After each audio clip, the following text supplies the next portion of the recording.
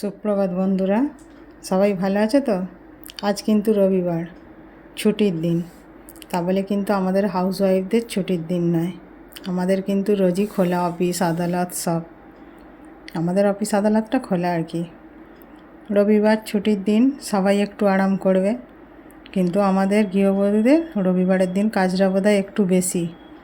রান্নাবান্না বলি, আর ঘর ঝাড়াঝুড়ি বলি, আর জামা কাপড় কাচাকাচি বলি, সব কাজই বেশি। ছেলেদের স্কুল বন্ধ, বড়দের অফিস বন্ধ বা কারখানা, যা যে এখানে কাজ করে তাদের একটা দিন ছুটি থাকে, কিন্তু আমাদের গৃহবধূদের কী বলুন তো, কোনো দিন ছুটি নেই। এটা নিয়ে একটু ভাবা দরকার, তাই না? মেয়েদের হলো, সব কিছু তো আন্দোলন করে করে হলো শিশু শ্রমিক যাতে না করানো হয়, এটা অবশ্য দরকার ছিলই, কিন্তু আমাদের তো গৃহবধূদেরও একটা দিন দরকার। সারাদিন কাজের পরেও তো বলে সারাদিন কী আর কাজ আছে, শুধু তো এই দুটো রান্নার কাছাকাছি একটু ঘর মোছা। তো একবার এই রকম হয়, সপ্তাহে বা মাসে একদিন যদি গৃহবধূদের ছুটি দিয়ে এই কাজটা যদি ছেলে মানুষদের ওপর চাপিয়ে দেওয়া হয়, দেখা যায় তারা দেখতে হবে, মানে চাপিয়ে দিয়ে যে তারা কতটা দক্ষতার সঙ্গে পালন করতে পারে আমাদের দায়িত্বগুলোকে। তখন না হাবুডুবু খায়, সংসার সামলাতে গিয়ে না তখন ঠেলাটা বুঝবে যে কী যন্ত্রণা রে বাবা, কী ভুল করে বলেছিলুম কথাটা, তবেই বুঝতে পারবে। সত্যি বলুন, আমাদের ভালো লাগুক আর না লাগুক, ওরা রবিবার হলে হয়তো মনে করে আজকে একটু বেলা অবধি ঘুমাবো, কিন্তু আমাদের আর তার উপায় নেই, বরং সেই রবিবার দিনটাই আমাদের বেশি সকাল সকাল উঠে পড়তে হবে।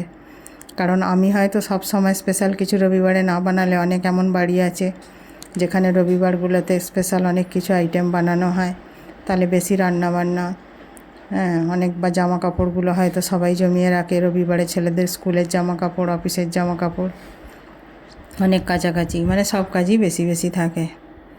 তাই জন্য গৃহবধূদেরও একদিন ছুটির দরকার, অন্তত সপ্তাহে না হলে মাসে একদিন। আর এই কাজগুলো মাঝে মধ্যে একদিন ছেলে মানুষদের দিয়ে পুরো দায়িত্বটাই করাতে হবে। হ্যাঁ নিশ্চয়ই, এখনকার যুগটা আগেকার মতো নয়। আগেকার যেমন আমার মা ঠাকুমাদের যুগে শুধু ওরাই কাজ করতো, মানে ছেলে মানুষরা সংসারের কোনো কাজেই সেইভাবে হেল্প করতো না।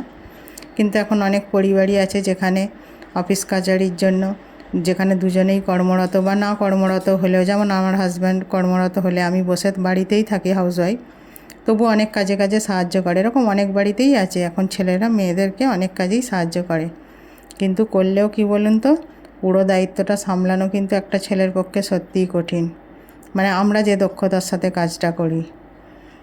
হ্যাঁ, তো এটাই হচ্ছে কথা। এবার সবার একটু ভেবে দেখা দরকার। এই রান্নাবান্না চলছে, আমিও করছি, একটুখানি চিকেন রান্না করছি। আর আজকে বাজারে চিংড়ি মাছ বেচে দেয় না, চিংড়ি মাছটা নিয়ে এসেছে, বাছলাম বাড়িতেই।